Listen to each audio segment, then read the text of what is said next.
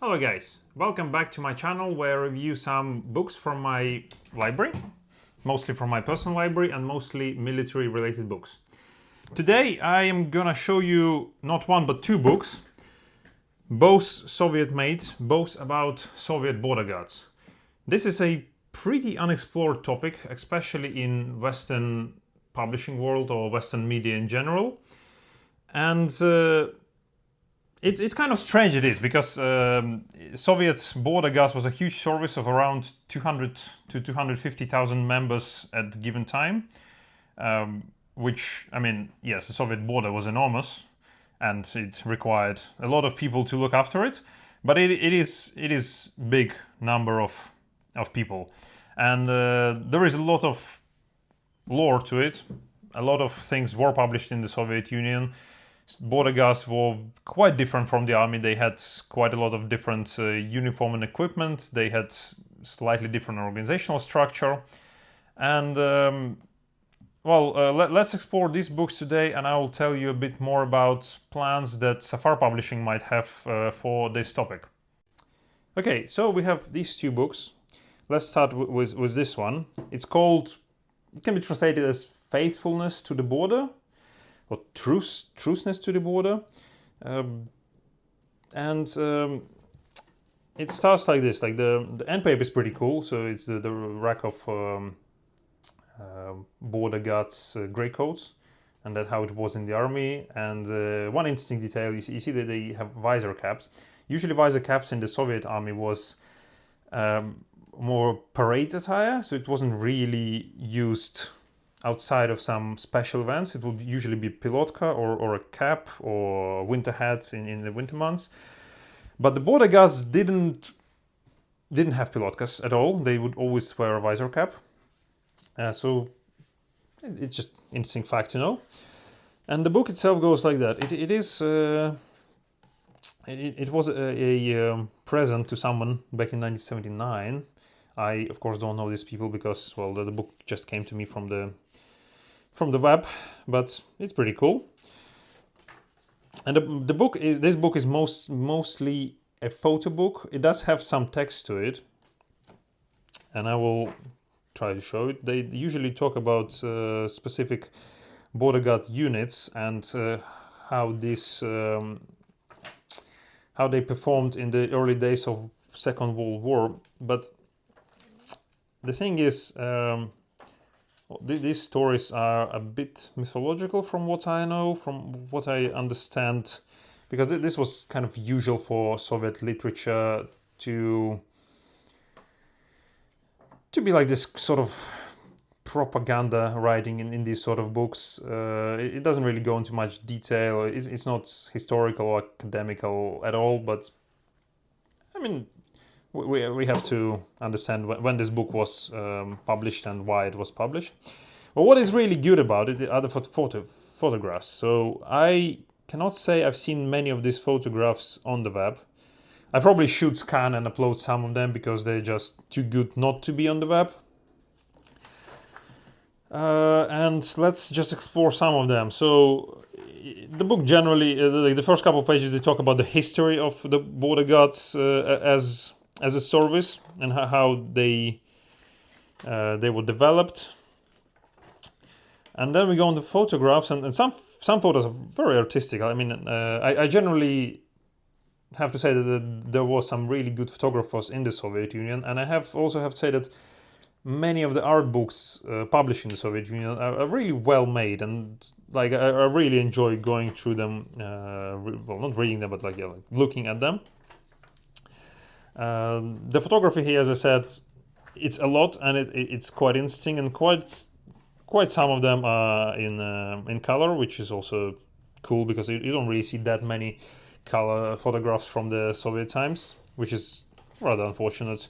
I mean, we were happy to know how these uniforms looked in color because we still have them available to this day, but you know, seeing a real photo, like period correct photo, sorry, not period correct, but like from the time, it's cool. I like it.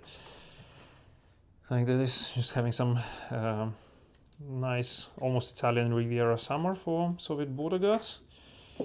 Some puppies with Oh, that's, yeah, some dog training in general.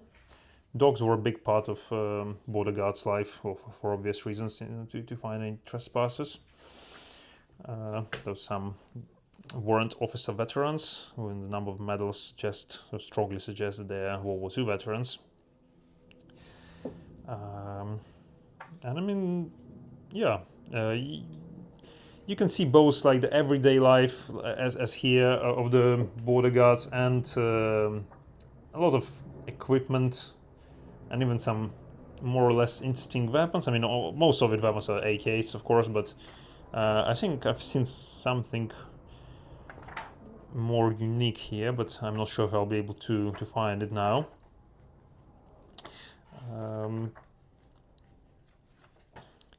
Again, I'm not really advertising this book because it's close to impossible to find one now. I mean, they were published in huge numbers back in the day. Most of them vanished. Some are still left in the distant post-Soviet cities' libraries, and no one ever touches them. And unfortunately, they probably will get destroyed at some point by the library.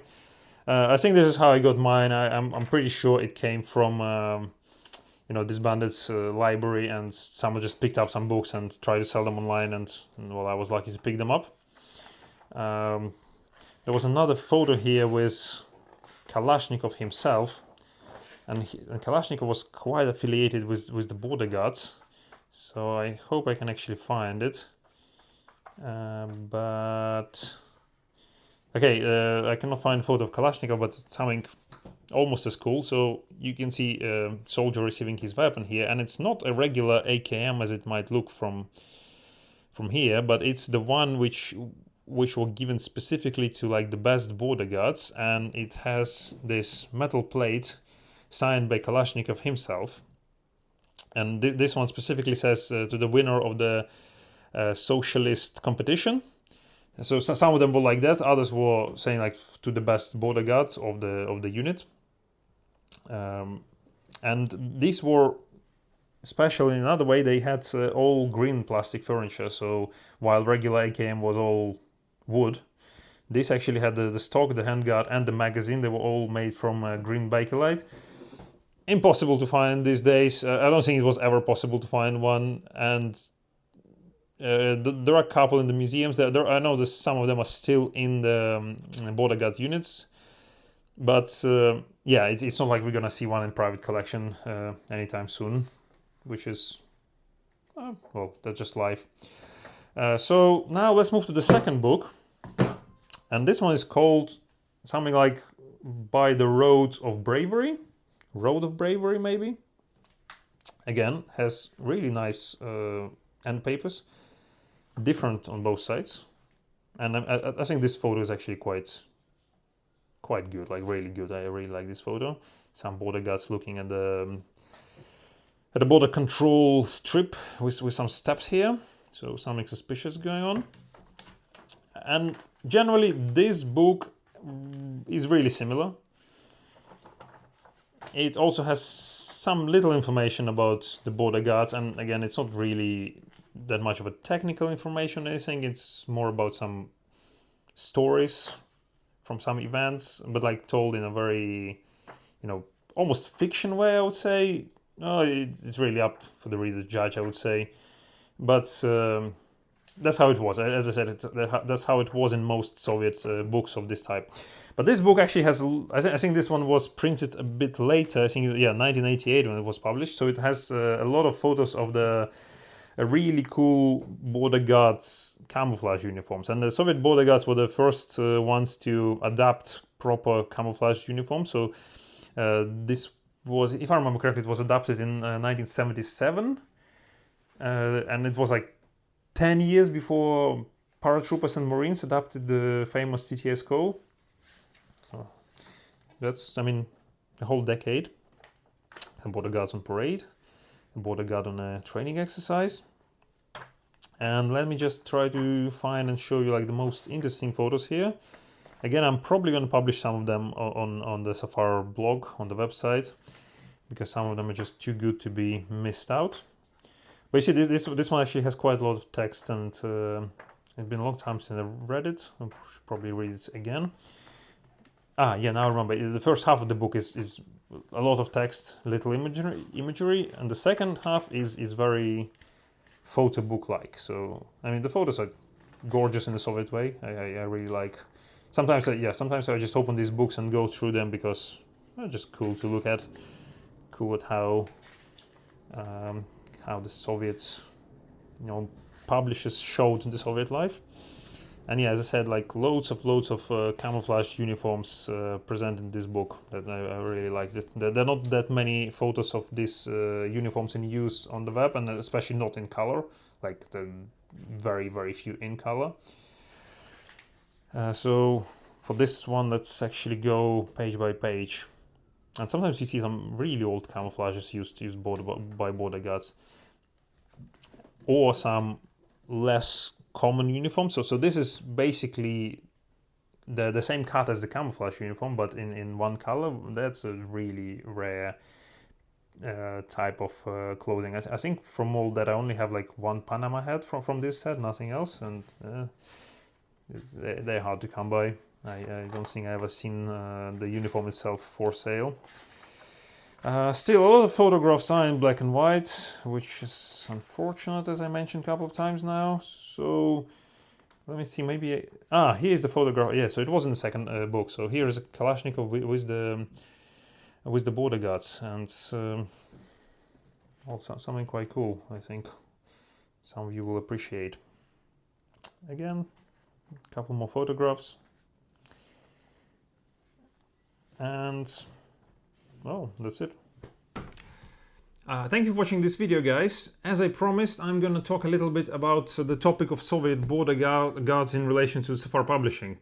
So, for a long time now, we had this project in the works because I personally have quite a lot of border guard specific items in my collection.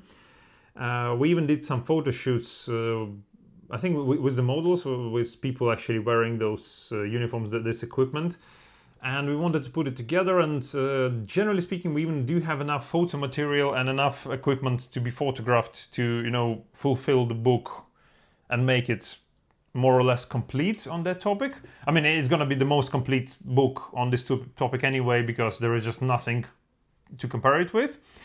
But we don't want to follow this, let's say, easy path, because we want the information in the book. We want the book to proper discover this service, the border guards. There is a lot to be said about them. There is a lot of history, because of course, while the army or Air Force or Navy, they were properly occupied only during the time of war, the border guards were always on the alert. They always had something to do. They always had some problems to solve, and there is a lot to it. We do have an author who is really knowledgeable in the topic, and we do hope that he will pick up working on this topic at some point. I cannot really guarantee when this is going to happen. It doesn't really depend that much on me. But I mean, if you have any suggestions or questions on this topic, or if you're generally interested to see a book like this coming out, please email us, and I will actually show your email to our author, and I think it will get him more excited about this whole project. So that's it. Again, thank you for watching, thank you for listening, and I will see you next time.